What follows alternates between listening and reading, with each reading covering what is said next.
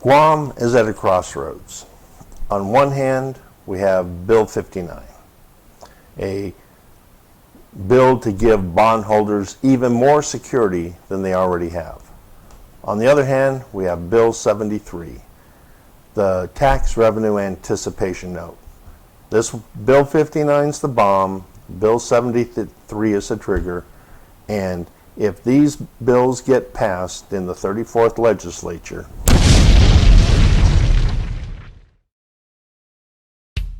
we're here today to talk about the debt bomb trigger. The debt bomb trigger is what's going to happen when Bill 73 and Bill 59 collide.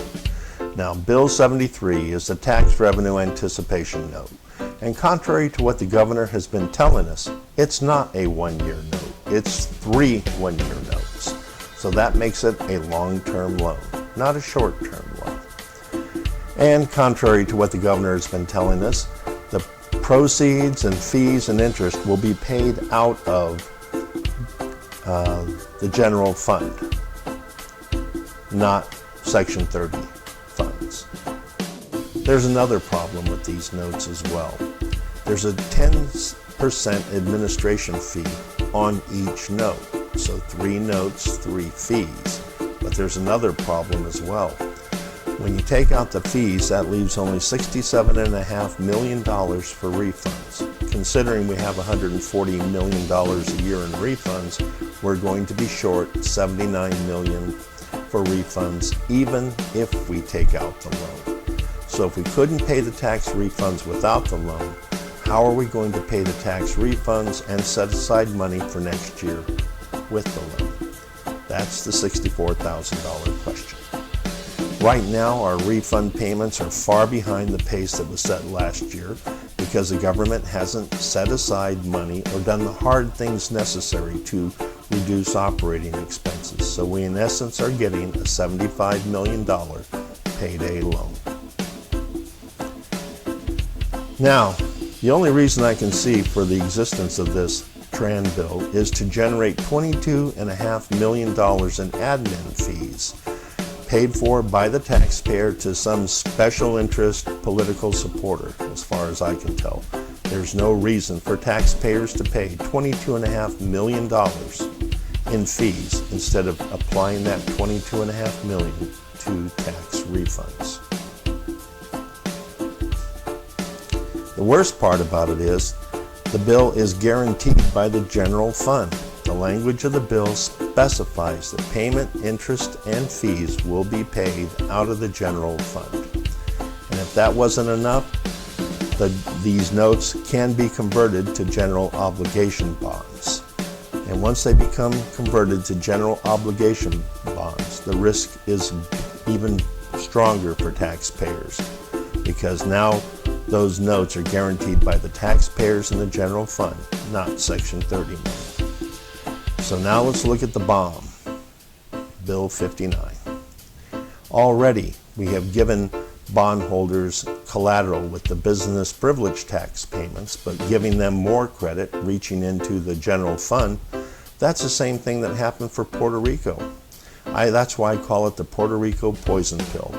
And we see how it worked for them because bondholders were able to force the government to close down 130 schools and lay off thousands of employees to pay bond payments.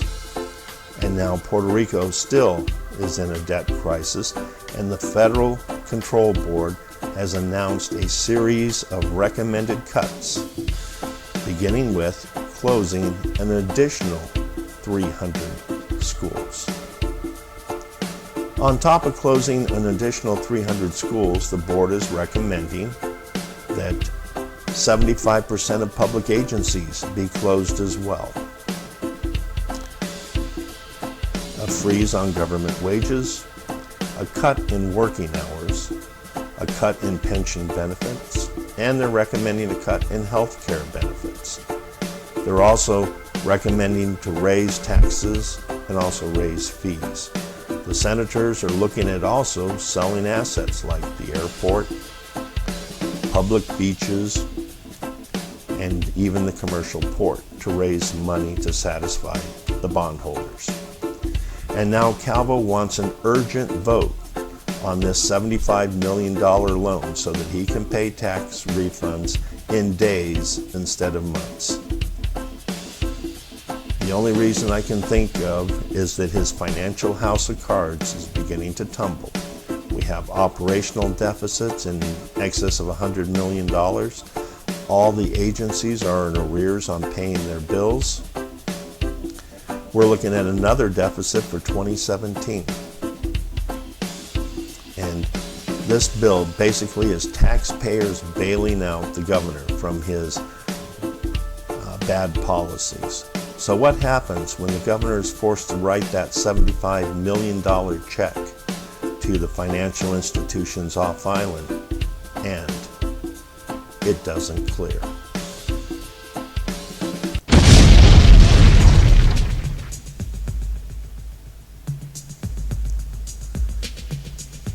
That's when the debt bomb explodes.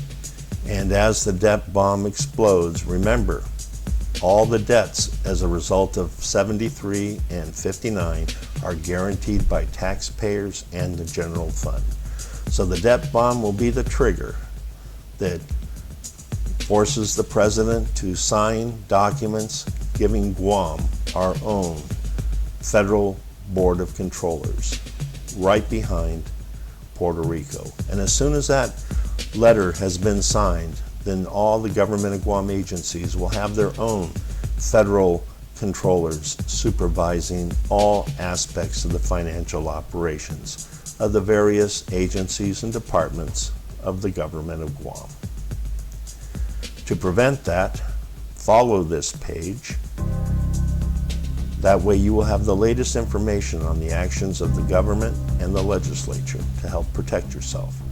Share this page with your family, friends, and co-workers so they too can be informed about what our elected officials are doing or not doing to protect them from the financial consequences of the debt bomb.